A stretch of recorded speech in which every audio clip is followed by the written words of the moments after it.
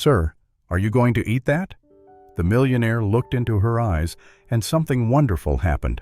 The fancy lights looked like cold stars, making a soft glow. The feeling of money was everywhere in Le Pavon, the city's most special restaurant. The night was very quiet and still, with only gentle piano music playing. Each table was like a small, quiet kingdom for rich and important people, shining with candles and crystal. Far in a corner, hidden by flowers and dark spots, sat John Maxwell. He was 48, a very rich man who owned a big tech company, and his wife had died. His expensive suit fit perfectly, and his fancy watch caught the light, but none of that could hide the empty feeling inside him. He just stared at his steak, which he hadn't touched. It smelled good, but it felt like nothing to him. The empty chair across from him felt louder than any sound. His hand held his wine glass tighter, and the red wine looked like a moving shadow. 10 years had passed since the terrible accident. His wife Lillian and their 3-year-old son Caleb had died that day in a crash of bent metal and broken glass. Since then, John had filled his life with quietness, the same daily habits, and lots of work to keep his mind busy. He slowly lifted his glass, as if it held all his past memories. But just as he was about to drink, a soft, shaky, surprising voice spoke next to him. "Sir, may I have what you're not eating?" John stopped moving. He quickly turned his head and saw a young woman standing by his table. She looked no older than 19. Her blonde hair was tied up loosely, with tired-looking curls falling out. Her thin coat barely covered her in the cool, early autumn air. In her arms, she held a baby, maybe 7 or 8 months old, wrapped in a blanket that had lost its color. The baby's wide, bright eyes were staring at the warm mashed potatoes and meat slices still on John's plate. The girl's voice was almost silent, but it cut through the quiet restaurant like a violin string suddenly breaking. John blinked, as if waking up from a long, deep sleep. Around him, everything stopped. Forks froze in the air. Talks ended in surprised quietness.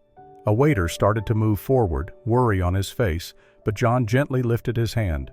The movement was small but very powerful. He looked closely at her face.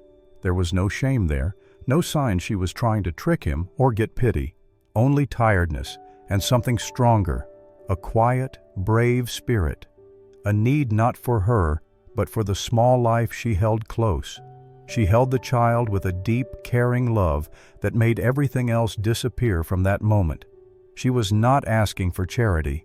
She was not taking what wasn't hers. She was just living. John felt a tight feeling in his throat. The candle between them moved. In that quick moment, something changed inside him.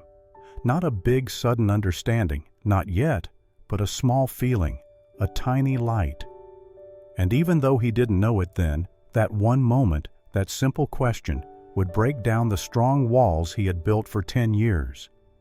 It would guide him to fix his life, something he never looked for, through a love he never thought would come. He stood still for a long time, staring at the girl as if everything else in the world had disappeared into soft noise.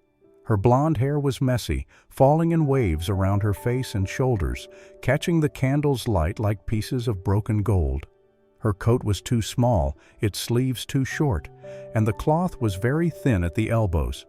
On her feet were old sneakers, torn, covered in city dirt, and almost falling apart at the edges.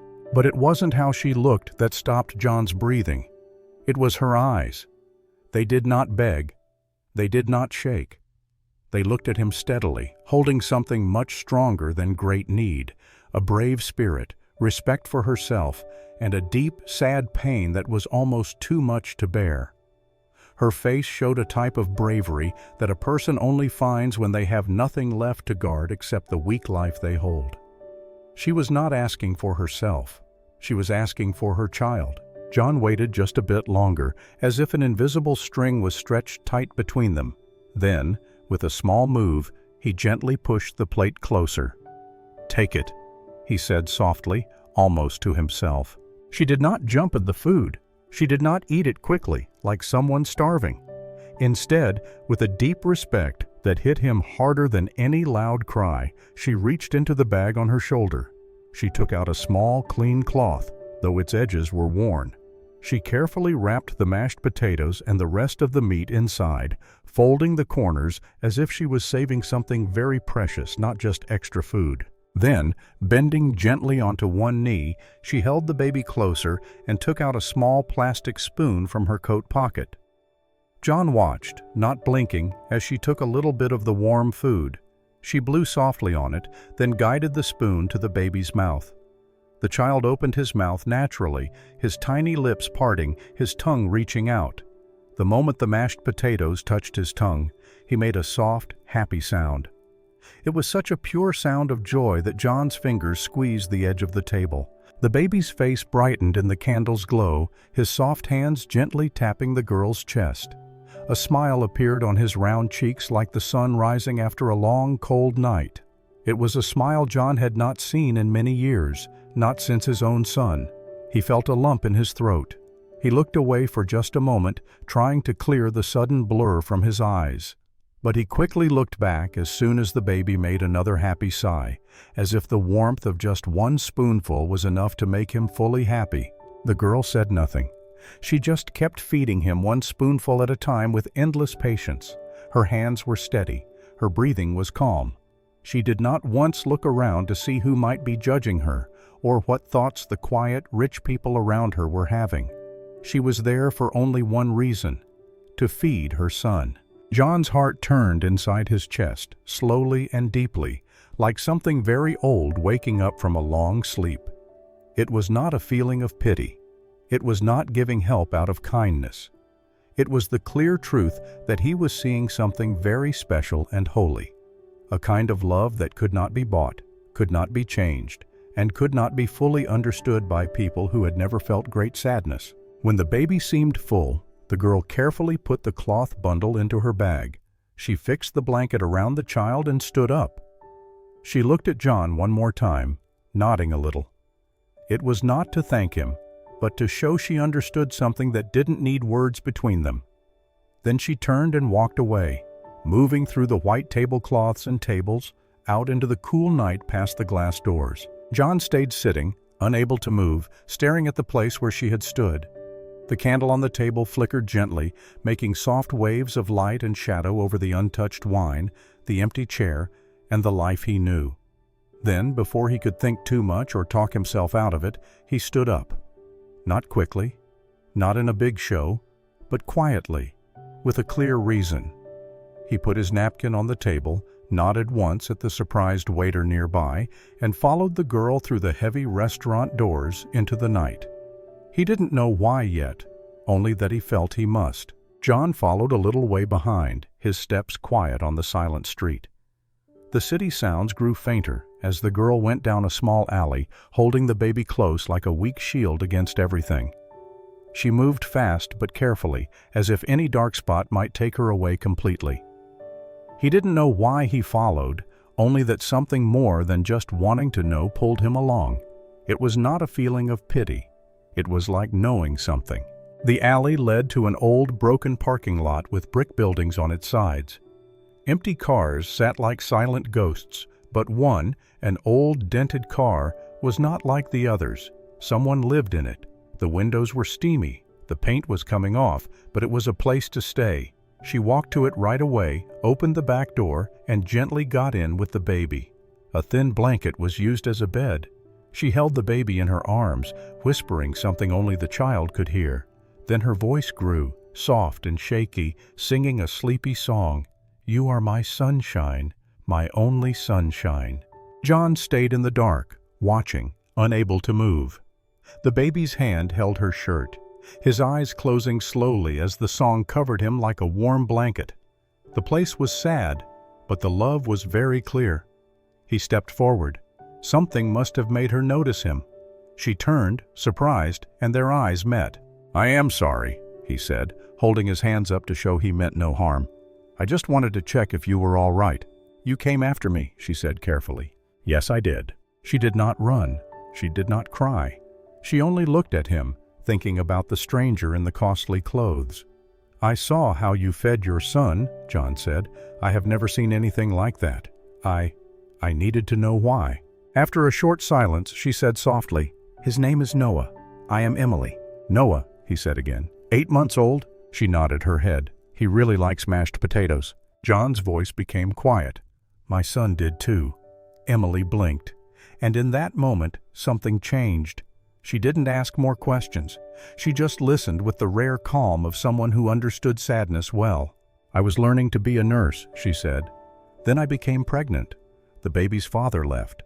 My parents stopped talking to me. I have been alone since then. She spoke simply, without anger.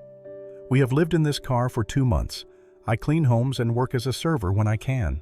John looked at the car, the old blanket, and the baby clothes piled like gold in the corner. I can help. A hotel, food, whatever you need. She held up a hand. No, I am not asking for cash. Surprised, he asked, Then what do you wish for? Emily looked at Noah and said softly, Just one day when he is warm, full, and safe. That is all. Her words affected him more deeply than any request ever could. The street light above them blinked, putting a warm orange light on her face. In that light, John saw something he knew. Her eyes. His dead wife's eyes. Not exactly the same, but close enough to break open something inside him. The way Emily held her child tightly, the way she stood strong with only love to protect her. It woke up something inside him, something that had been hidden since his wife and son died. He stepped back, suddenly feeling shaky. Thank you, he said. Emily frowned a little. For what? For showing me I still have feelings. She said nothing, only held Noah closer, starting the sleepy song again. John stood there a bit longer, the song flowing through the night like a rope to hold on to. And even though Emily did not smile, she also did not close the car door. And that, in some way, meant everything. From that night forward, John could not stop thinking about the girl with the torn shoes and the baby with the happy mashed potato smile. No matter how many emails he quickly read or big meetings he went to, their faces stayed in his mind. They were soft reminders that in the same city where people drank very expensive wine, a mother and child were living only by kindness and strength. He did not talk to her again right away. Instead, he started to act quietly and exactly like how he had made his wealth. He found her car again, parked behind an old church.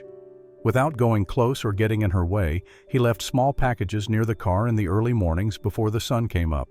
Baby milk powder, a pack of diapers, a closed container of warm homemade soup. He even set up for a children's doctor to visit secretly, acting like he was part of a church help group. Emily did not know who sent him. She did not ask, but when the doctor left, she held Noah longer than normal and whispered, "Thank you," to no one special. At first, Emily was unsure. She had learned to live by expecting bad things to happen. But these quiet gifts never came with notes, never with rules or asks. No one told her to smile. No one told her to be thankful. It was just there, always, soft and true. Slowly, her doubt turned into something more risky. Hope. Then one evening, as the October cold started getting stronger at night, something terrible happened. Noah had been fussy all afternoon, not wanting to eat. His head felt warm, but by night he had a very high fever.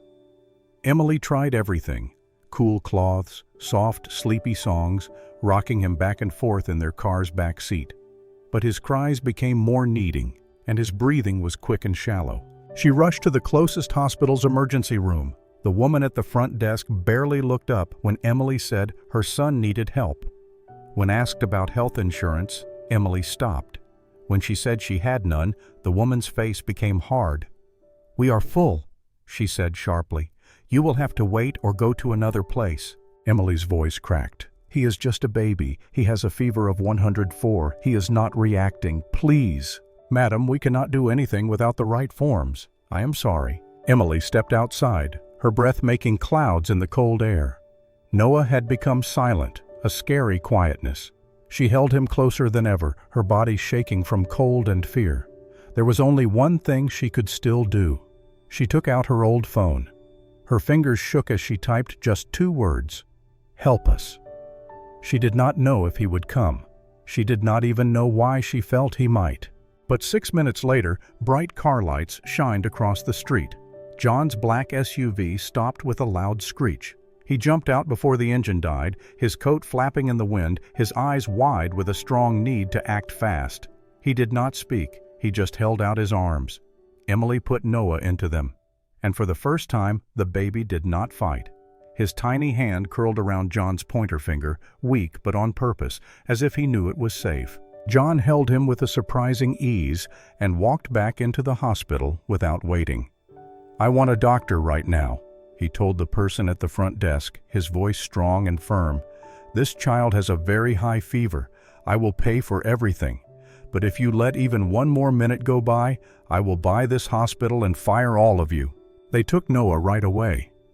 Emily sat in the hallway, shaking from being so tired, her head in her hands. John stayed next to her, quiet.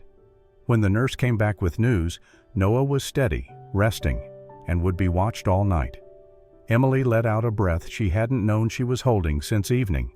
She looked at John, her eyes teary, her voice very quiet. "You came?" He nodded his head. "Of course I did." Tears fell from her eyes before she could stop them. She leaned on him, her chest moving up and down with relief and something deeper, maybe sadness or a letting go. Her head rested on his shoulder, and John, without thinking, put his arms around her. He did not tell her to be calm. He did not ask her to say why she was like this. He just held her as the quiet hours of the night passed outside those clean, bright walls. It was the first time Emily had allowed herself to break down since she became a mother. And for John, it was the first time in 10 years that holding someone did not feel like being unfaithful. They did not talk about love. They did not name anything that night.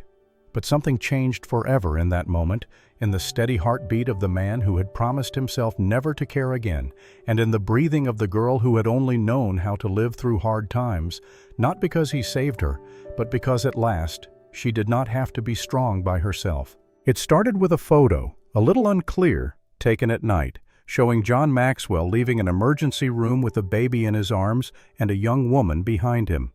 In a few hours, it filled social media, online writings, and newspaper headlines. Rich tech man's late-night help, young mom and the rich boss. The internet went wild. Emily's name did not stay a secret for long. A hospital form that was shared showed her name. Then came the comments, lots of guesses, strong opinions, and harsh words. Some people spoke well of John, calling him kind and giving. Others were very mean. She only wants his money. This was set up. What kind of man gets involved in something like this? In the apartment John had found for her and Noah, Emily sat in the dark, with only the light from her phone. Each move she made on the screen brought more mean words. Each news story brought more shame. Her chest felt tight. Her hands shook. She turned off the screen, afraid the light might touch her son with that same bad feeling. Noah moved in his baby bed. She stood and gently put a hand on his chest, making him calm. Then she sat back on the edge of the bed and stared at the floor until morning. When John walked in, he knew something was different. Emily sat in a closed-off way, her face looking far away. "I cannot do this," she said. "I do not want my son to grow up with bad stories about him. I do not want him to see lies one day and wonder if they are real." John sat next to her. "You did nothing wrong," he said gently. "Noah did not either." She shook her head no. "People do not care. They have already made up their minds about me." John's voice became firm. "Then let me tell them who you truly are." That afternoon he called his media person. No official words, no prepared news statement. He wanted to speak simply, openly, and say exactly what he thought. The next night he was live on TV across the country. The stage was simple. A quiet room, soft lights, nothing to distract.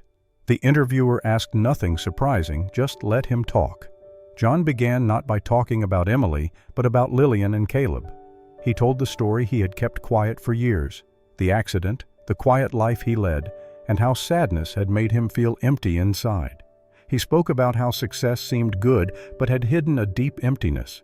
"I stopped truly living the day they died," he said. And then he spoke about Emily. "She was not looking for gifts," he said. "She was not even looking for help. She just wanted to feed her son. And by doing that, she woke up something in me I thought I had lost for good." His voice broke a little as he added, She did not take anything from me. She gave me something no one else could. A reason to feel again. A reason to live." He looked at the camera. "Emily is not just a news story. She is a mother. Noah is not just something to show. He is a wonderful child. I did not save them. They saved me." The interview was honest, open, and very real, and it had a strong effect.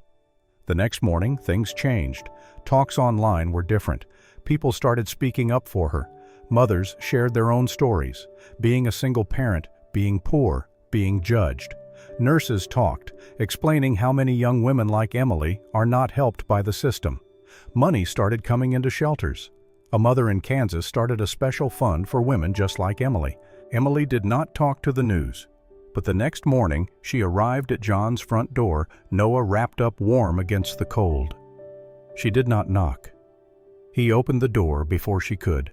Her eyes were tired but strong. "I am not leaving," she said. "If you still want us, we are here." John did not speak. He moved aside, let them come in, and for the first time in many years, he felt something change, staying forever and calm. A door, not just in his house, but in his heart, opened. A family, not planned and not expected, had started. The apartment John got for them was not fancy, simple for a man like him, but warm, sunny, and peaceful.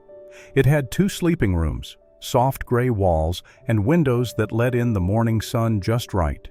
Emily moved in with only 2 bags, a baby holder, and the heavy feeling of someone who had never had a truly safe place to rest. But in a week, that place started to feel like home. Drawings colored by Noah were taped to the fridge, small socks hung over the heater, and the smell of baby lotion and sleepy songs stayed in the air. They never talked about what they were to each other, not at first. There were no big talks, no names for their bond, no set plans. They just lived together. John came every morning. At first, he pretended to check on them or bring food or diapers, but soon it became a normal habit. He would knock, let himself in, and Noah would get excited, bouncing in his baby bed when he heard the door.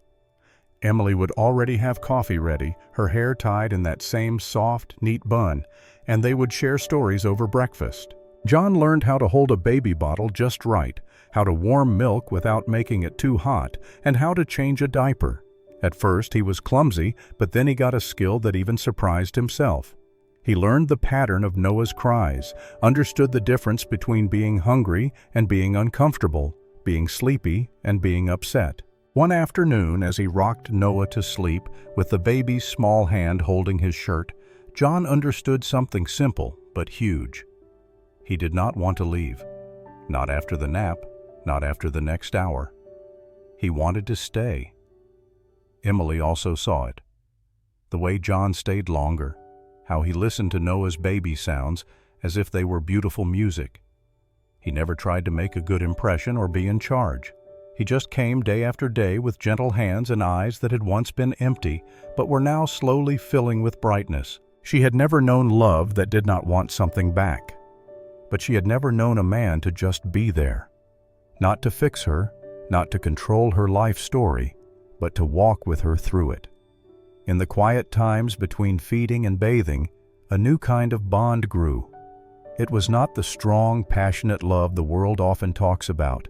It was slower, deeper, coming not from strong feelings but from being steady and there. One evening, after Noah had finally gone to sleep, Emily and John sat on the balcony without speaking, a blanket laid between them.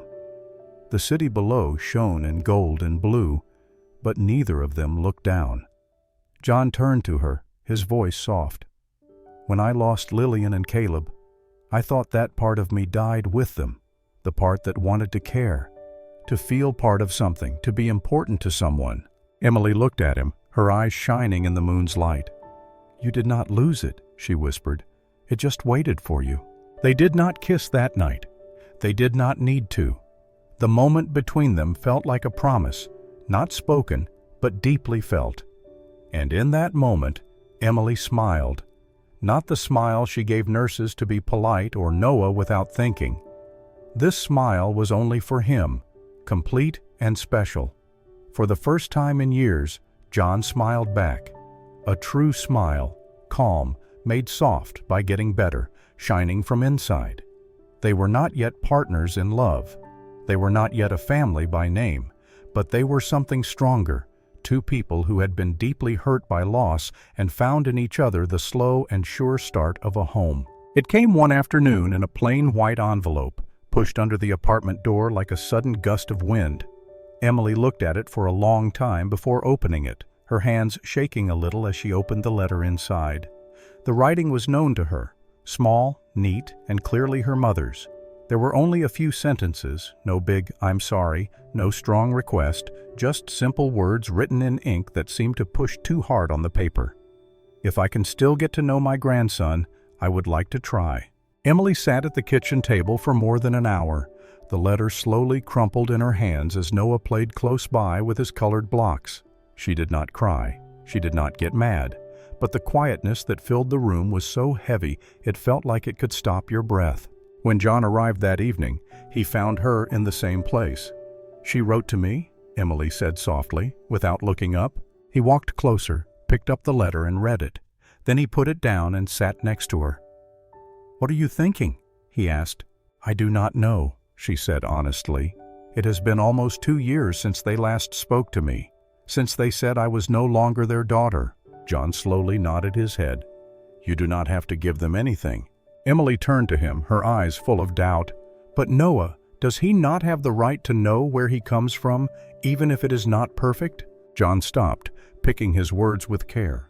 "Do not let him grow up with the same empty feeling you had. Let him have the chance to forgive or not, but let him decide." 3 days later, they drove to the town Emily used to call home, a quiet area of green hills and small roads where everyone seemed to remember old times too clearly. Her parents' house was at the end of a stone drive, its white paint a little dull, the porch swing still making noise in the wind. Emily stood outside for many long moments, Noah on her hip, his small hands holding her sweater. John stood a little behind her, giving quiet support, but letting her go first. The front door opened slowly. A woman came out, in her mid-50s, her sharp face made softer by time and sadness. It was Emily's mother. For a very short moment, no one moved. Then, with a shaky breath, her mother stepped forward. Her eyes looked at Noah, then at Emily, and they quickly filled with tears. "I was not strong," she whispered, her voice breaking. "I was afraid of what others would think, of losing the daughter I thought I had raised, and I lost you anyway." Emily said nothing. Her lips parted a little, her jaw getting tight. Her father appeared behind her mother, looking older than she remembered, his hands held together nervously in front of him. He looked at his grandson as if seeing something very special. Noah reached out a hand, not knowing the past, not caring, just wanting to know. And that, in some way, broke everything apart. Her mother started to cry, stepping forward, her arms open, but unsure. Can I hold him?" Emily waited for just a moment. Then slowly she placed Noah into her mother's arms. The older woman held him tightly as if trying to stop time itself. She cried softly, whispering words to the boy who looked up at her with pure wonder. John watched from the side, a tight feeling in his chest. He was not part of this moment, but he saw its strong meaning. When Emily finally stepped forward and hugged her mother, the porch seemed to breathe. The past had not gone away, but it had become less hard. Saying sorry was not a sudden flash of light. It was like a slow sunrise. That afternoon, the 3 family groups sat around the old kitchen table where Emily used to eat breakfast before school. Her mother gave them tea. Her father gently bounced Noah on his knee. And for the first time in years, there was happy noise in that house. Emily looked at John from across the room, and he smiled. She mouthed 2 easy words, "Thank you." He shook his head, smiling back. "No," he whispered to himself, very quietly. "Thank you for going home." 1 year later, the world was different, but only in the important ways. The loud talks had ended, the news stories were gone. In their place was something much quieter, much stronger, a real life. It was a bright spring afternoon when they went back to the park, the same park where everything started. The soft wind moved through the trees, and the golden sun covered the open field with a warmth that felt like a blessing. There were no tall flower arches or photographers pushing for the best picture, just a small group of close friends, a white cloth spread under an old oak tree, and a simple wooden arch covered with green vines and cloth strips. In the middle of it all stood a little boy in a dark blue vest and a matching necktie. Noah, now almost 2 years old, held a small soft box in both hands as he walked unevenly across the grass, set on giving it to the man waiting just a few steps away. John stood there, not in a very expensive suit, but in a soft gray jacket that Emily had once said made him look more like a normal person. His hair was longer now, with some gray parts he did not try to hide anymore. His eyes, once dulled by sadness, now shone with something much more special than money: hope. As Noah reached him, John bent down and gently took the box from his small fingers. The boy looked up and laughed, then walked back to the edge of the open area where Emily stood without shoes on the grass, her white dress moving in the wind. She had never looked more beautiful, not because of the dress, not because of the sun behind her, but because of the lively feeling in her eyes, the kind of bright glow that only gets stronger after living through hard times. John stepped forward, box in hand, and went down on one knee. For a moment the wind seemed to stop, as if the whole world paused to listen. He looked up at her, his voice steady but full of strong feeling. "You did not ask for anything," he said softly. "You did not beg. You did not expect. You just showed up on the hardest night of your life and gave me a chance to remember what it feels like to be important to someone, to truly live." He opened the box, showing a simple ring. Nice, not too showy, picked not for how much it cost, but for how it would look on her hand when she held their son. "You did not take my extra food, Emily," he whispered. "You gave me everything I did not know I was without. You gave me family. You gave me love. You gave me a future." He paused, tears shining in his eyes. "Will you marry me?" Emily's hand quickly went to her mouth. Her eyes filled up before the first tear could even fall. She nodded once, then twice, then dropped to her knees in front of him, laughing through her tears as she whispered, "Yes." They hugged, their arms fitting into each other like parts of a puzzle that had been lost for a long time and were now found. The officiant began the ceremony, simple and short, while Noah played with flower pieces on the ground, sometimes looking up as if trying to figure out why the adults were so full of feeling. But it was during their promises to each other, just as John promised to love not only Emily but also the son who had brought them together, that Noah walked up and put his arms around John's leg. "Daddy," he said happily. And just like that, everyone in the park stopped breathing. John looked down, his eyes wet, and bent to lift the boy. Holding him with one arm and Emily with the other, he whispered, "I love you, son." In that hug, under the sun, with only a few friends and the sky watching, everything that had once been broken felt complete again. John had not saved a young mother. She had saved him from sadness, from being alone, from a life so shiny but empty that it had almost taken over him completely. And where loneliness used to be, a new family had started. Not from family ties, not from a plan, but from a soft voice, a question, and a plate of mashed potatoes.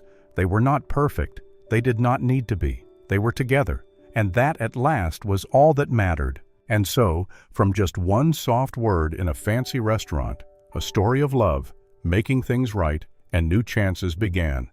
What started as asking for extra food became a journey that changed what it means to be a family. John did not just open his heart, he opened his whole life. Emily did not just live through hard times, she found a home. And little Noah, once held in a stranger's arms, now walks next to a father who picked him not because of family blood, but because of love. Because sometimes the most amazing stories come from the quietest times. If this story made you feel something, made you hope, or even made you cry, please like, share, and most of all, follow Soul-Stirring Stories. This is the place where every story aims to help your spirit and remind you that kindness is the strongest wonder of all. We will see you in the next story.